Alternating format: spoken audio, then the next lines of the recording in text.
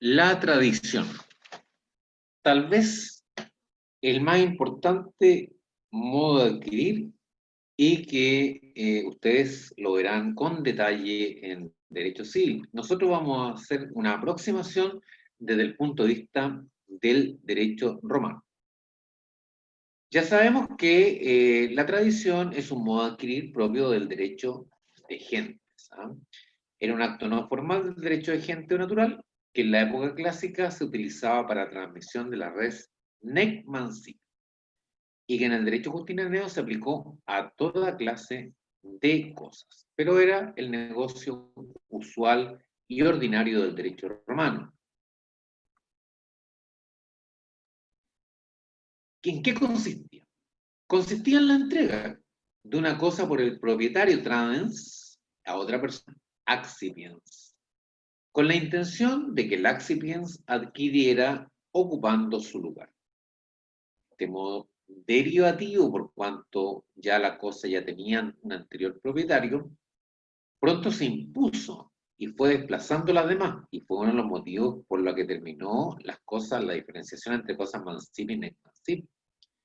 Y era naturalmente explicable porque para qué transferir necesitaba un rito solemne, sino que simplemente era por una simple entrega. A ver, en la compra-venta, por ejemplo, si no hay entrega, la entrega es, es lo que constituye la esencia de la tradición como modo de adquirir.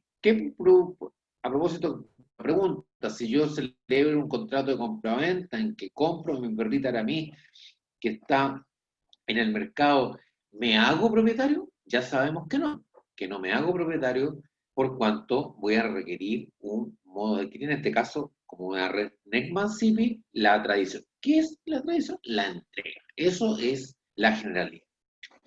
Pero mientras no haya entrega, solo se genera derechos personales. ¿Cuáles derechos personales? La obligación del comprador de pagar el precio y la obligación del vendedor de entregar la cosa.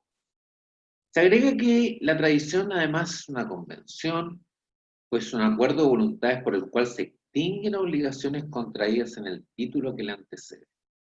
Pero esto ya es más moderno, ¿no? No vamos a ver la convención, vamos a ver si la vemos como modo de extinguir, pero no es propiamente romana. En efecto, sabemos que, o sea, la palabra, la expresión convención. En efecto, sabemos que por el contrato de compraventa el vendedor no transfiere en el respectivo contrato la cosa vendida, sino que se obliga a transferir, de tal forma que cuando se efectúa la tradición, lo que hace es extinguir su obligación contraria. ¿Está definida en el Código Civil? Sí, y es un artículo que hay que aprenderse de memoria, de memoria. La tradición es un modo de adquirir el dominio de las cosas y consiste en la entrega que el dueño hace de ellas a otro, habiendo por una parte la facultad de intención de transferir el dominio y por la otra la capacidad o intención de adquirir. Lo que se dice el dominio se extiende a los otros derechos reales. Artículo 670 de nuestro Código Civil, que se agrega el artículo 675. Para que valga la tradición, se requiere un título traslaticio de dominio, como el de venta, permuta o una justa causa que vamos a llamar en Roma. ¿Cuál es el objeto? ¿Sobre qué recaía la tradición? ¿O qué podía ser objeto de una tradición? Lo que se quiere expresar, señalando el profesor Jesús Escandón, es que por lo menos en una primera época, y mientras existió la distinción entre cosas mancipi y necmancipi, solo podía emplearse la tradición para adquirir el dominio quiritario de las cosas necmancipi, pues como sabemos, tratándose de la cosa mancipi, se requería la utilización de un modo del jus civi. Conviene recordar que precisamente por el uso frecuente de la tradición, incluso respecto a las cosas mancipi, llevó al reconocimiento de la llamada propiedad bonita. ¿Se acuerdan de? Sigamos, sigamos. Aplicaciones.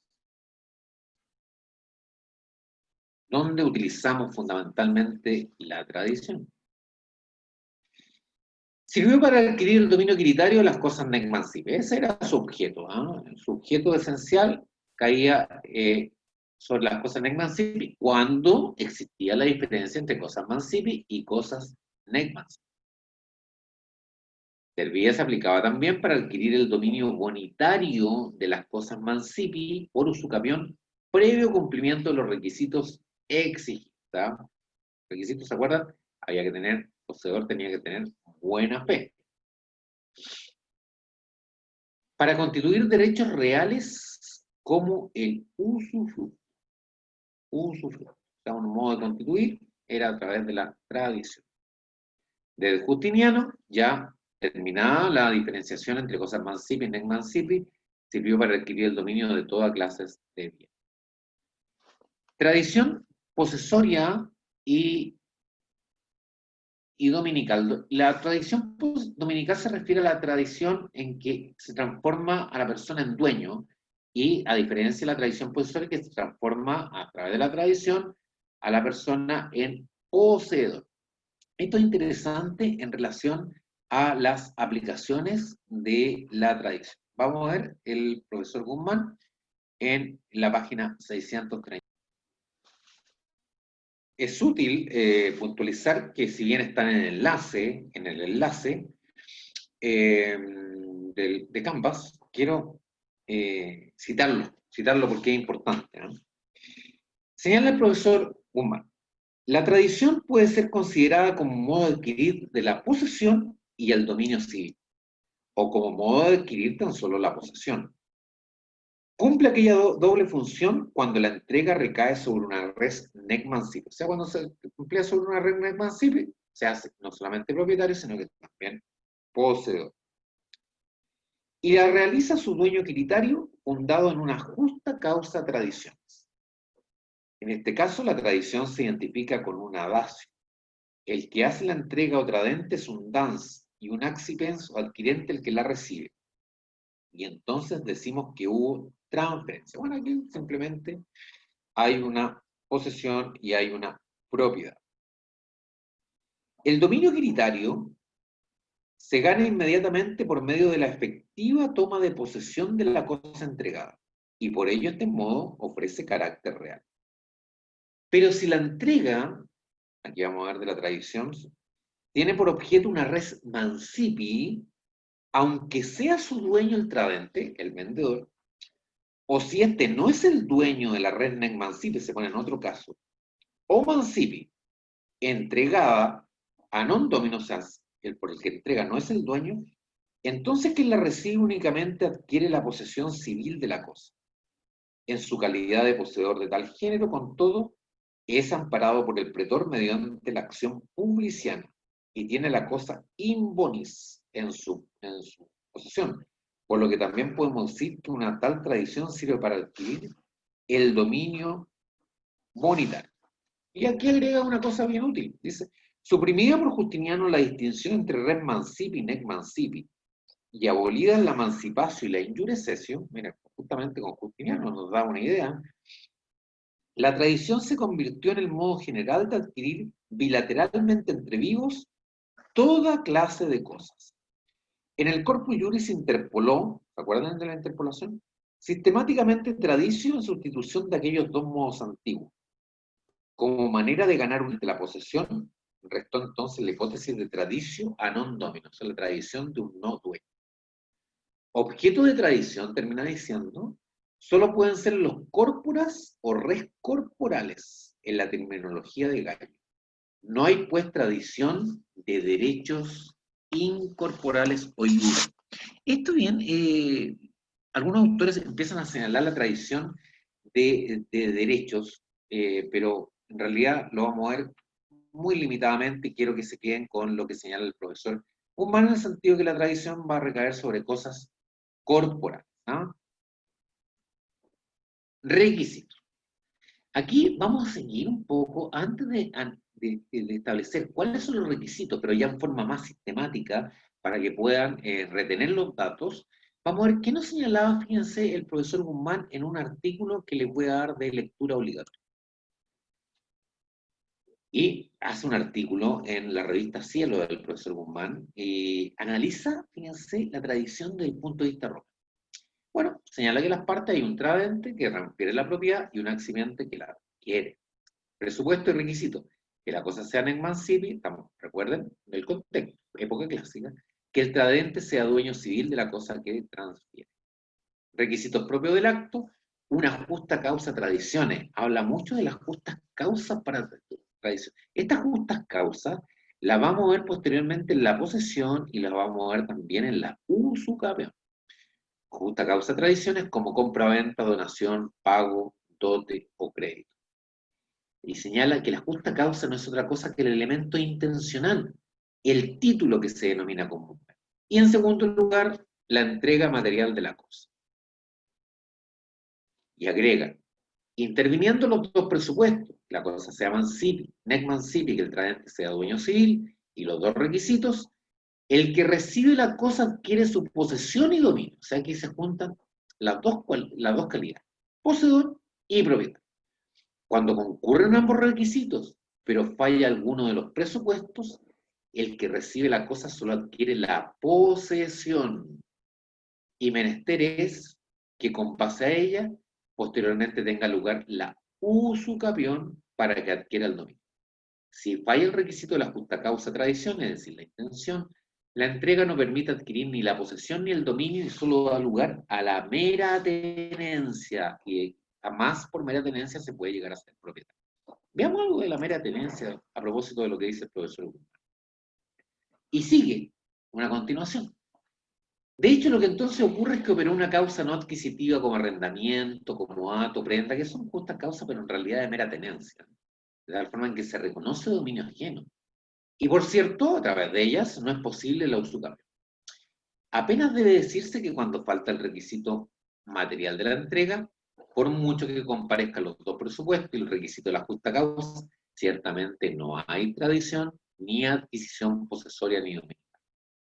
Por último, cabe destacar que las acciones que justifican la adquisición dominical como dueño no las generan ellas mismas, como se ve óptimamente en el caso de la compraventa, intervención de la entrega que constituye la base material de todo el mundo.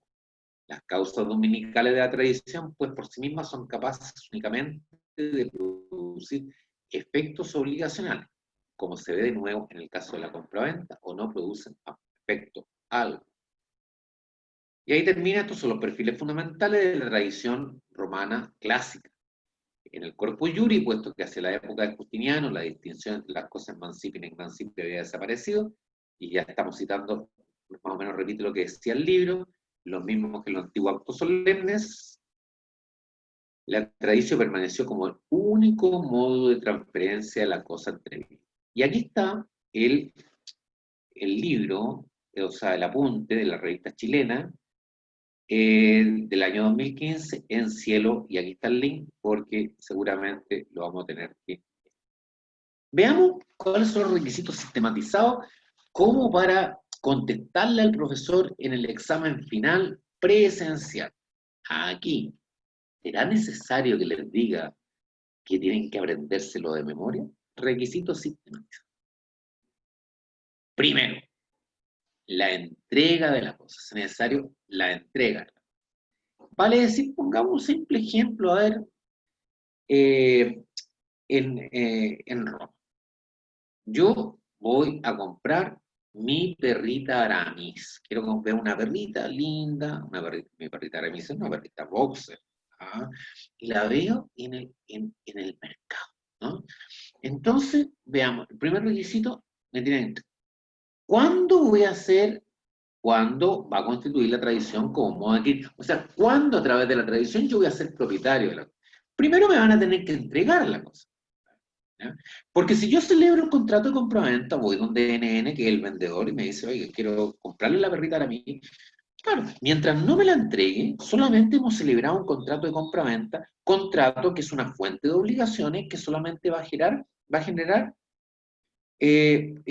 para la redundancia, obligación mía de pagar el precio para adquirir la perrita y obligación del vendedor de entregarla.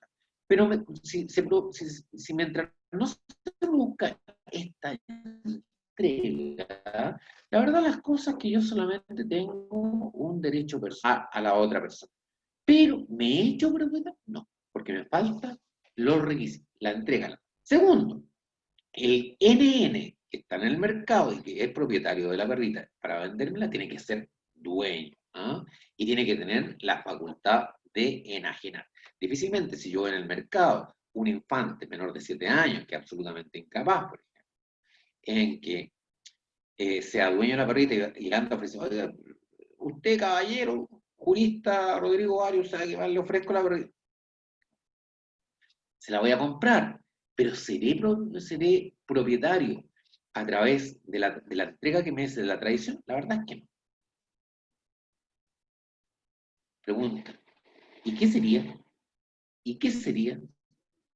Tercero, se las dejo ahí votando. Preguntémosle a Camila.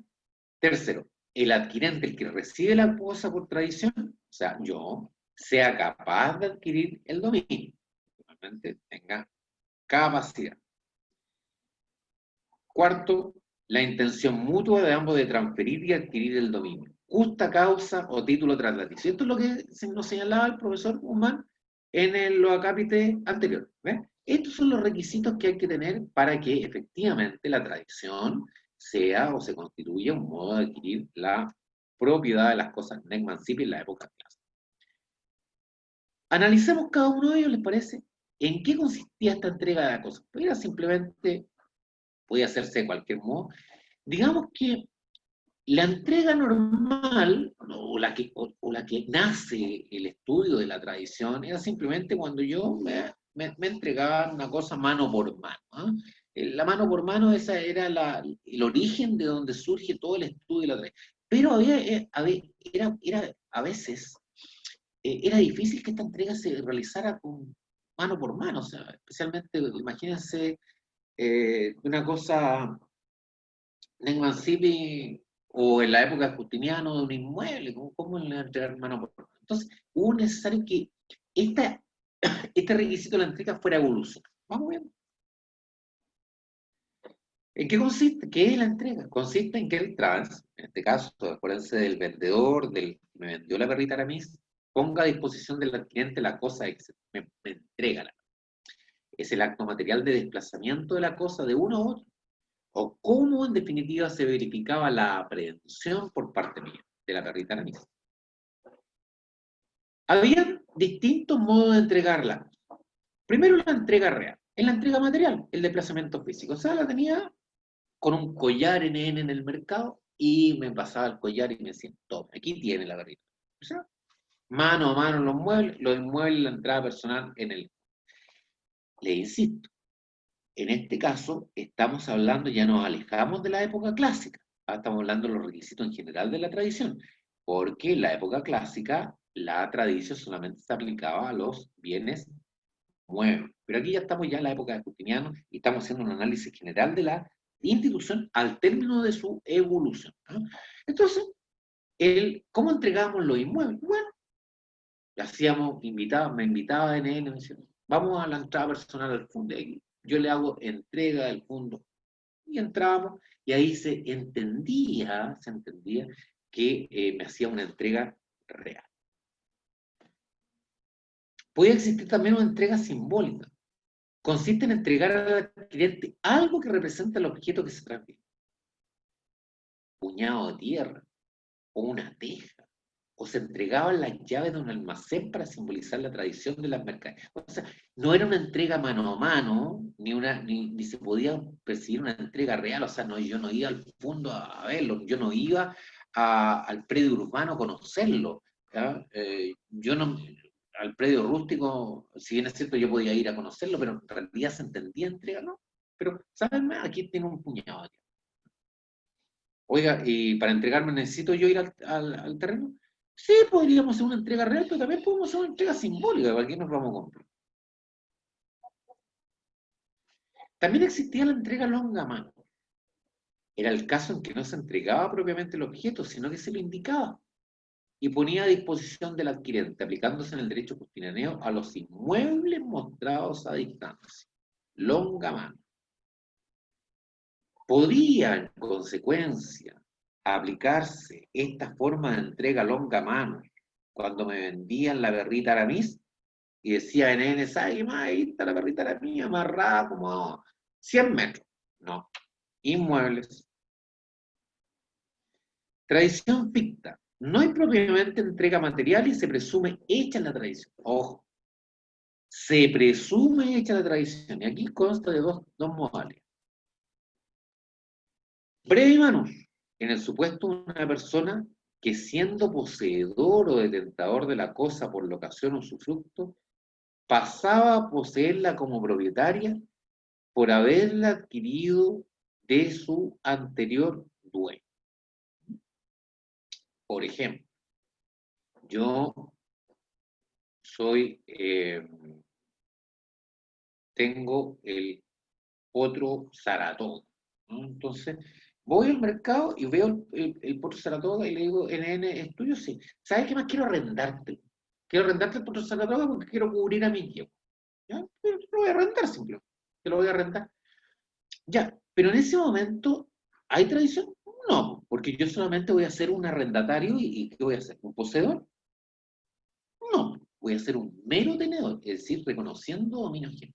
Pero puedo constituirme en propietario, sí, en definitiva, lo arriendo el potro, le cubro la yegua y ¿sabe qué más? El potro me gustó, Saratoga me gustó, y ya no quiero devolvérselo. Entonces voy donde él y le dice, oye, tú que me arrendaste el potro, ahora te lo quiero comprar. ¿Ah? Entonces fíjate, el potro que está en mi finca, pero te lo voy a comprar. O sea, te voy a pagar, ¿cuánto vale? 1.000 pesos. Pero ¿es necesario entregar el potro? No, el potro ya está en mi poder, soy mero tenedor.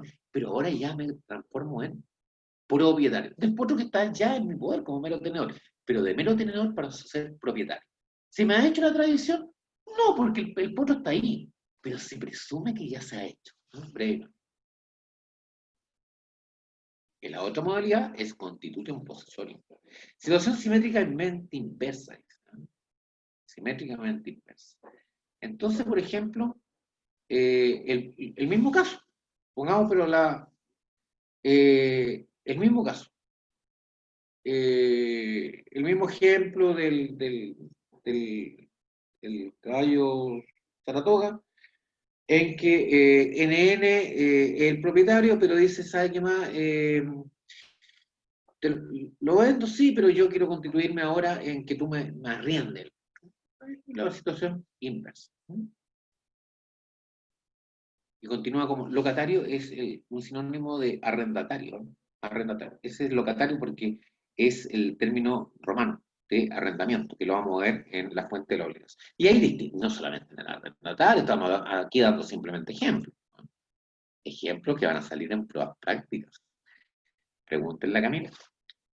Ya vimos el primer requisito, entonces, la entrega de la cosa. Segundo requisito, que el travense, es decir, que hace la entrega, tenga la facultad de transferir el dominio. Es decir, que sea dueño y que tenga la facultad de enajenar. Dice el profesor Guzmán, está en la página 633, en el párrafo 119, habla de la capacidad y la legitimación para entregar. Digamos así, algunas capacidades. Para actuar como tradens, dice, en nombre propio es indispensable la capacidad de sui como regla general. La mujer puber de tal calidad no requiere de la autoridad del tutor si se trata de una red necmancipio. ¿Se acuerdan de la tutela perpetua? Los impúberes necesitan dicha autorización del tutor impúberes en todo caso. La indicada regla general vale también para el para el que compra. Pero ni la mujer puber ni el impúber necesitan de la autorización de sus tutores para adquirir. La tradición es accesible a ciudadanos y peregrinos, aunque no dispongan del comercio. ¿Pero leo de nuevo? La tradición es accesible a ciudadanos y peregrinos, aunque no dispongan del comercio. ¿Okay? Legitimación para entregar. Dice, para que la tradición permita adquirir el dominio civil, es necesario que el traden sea dueño de la cosa entregada.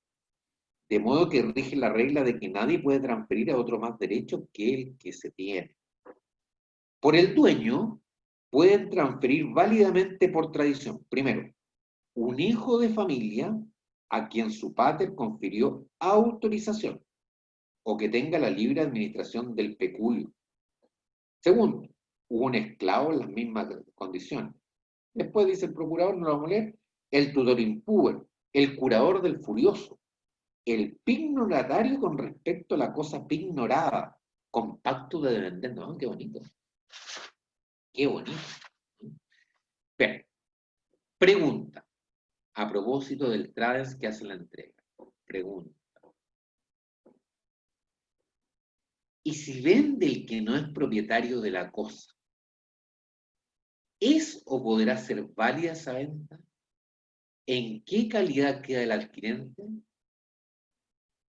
Esta es una pregunta, así, este es una incidencia para los alumnos que me están viendo ustedes.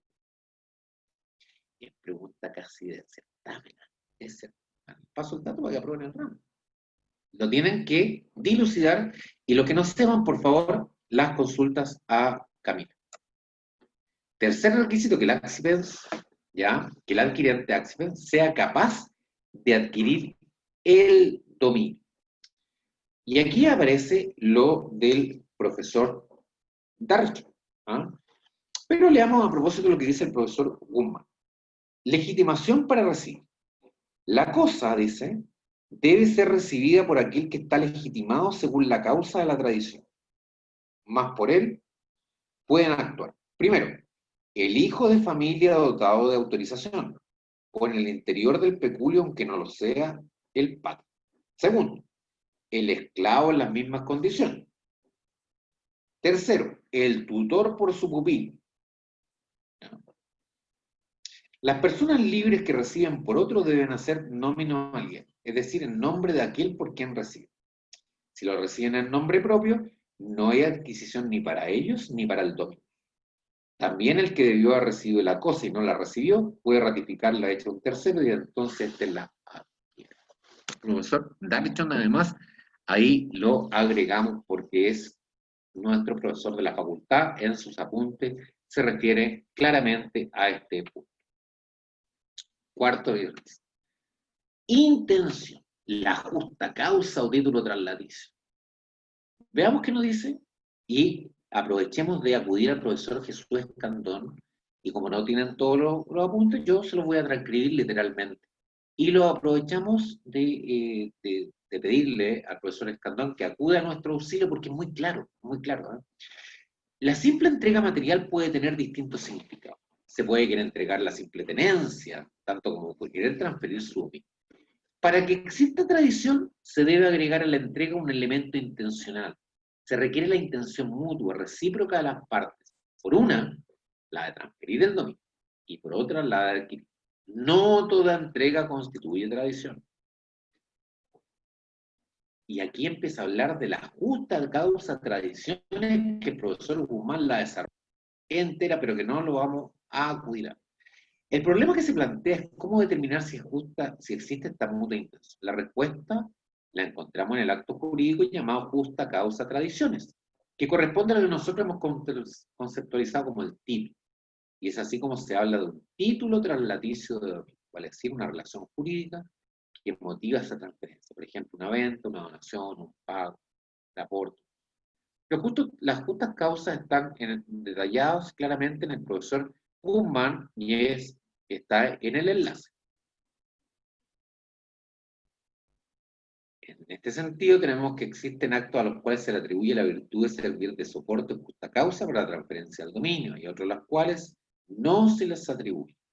No constituyen justa causa el depósito, el comodato, el arrendamiento. O sea, aquí solamente los transforma en meros tenedores. Y otros en los cuales no existe intención por parte del que entrega de desprenderse del dominio. No hay intención. En concreto, lo decisivo es la finalidad económica, social que motiva la.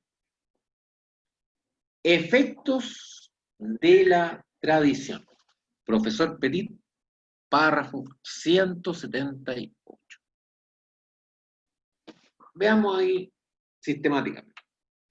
La tradición efectuada por el dueño de la cosa deja al adquirente como propietario de la misma, pero en los mismos términos en que el tradente tenía el dominio. Fíjense, si la cosa estaba prendada, o sea, estaba sometida a una prenda, o estaba afecta a gravámenes, estos pasan con la cosa.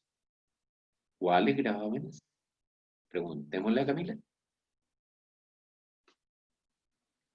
Si el tradente no es dueño, no transfiere. Pues como sabemos, nadie puede transferir más derechos que lo que tiene.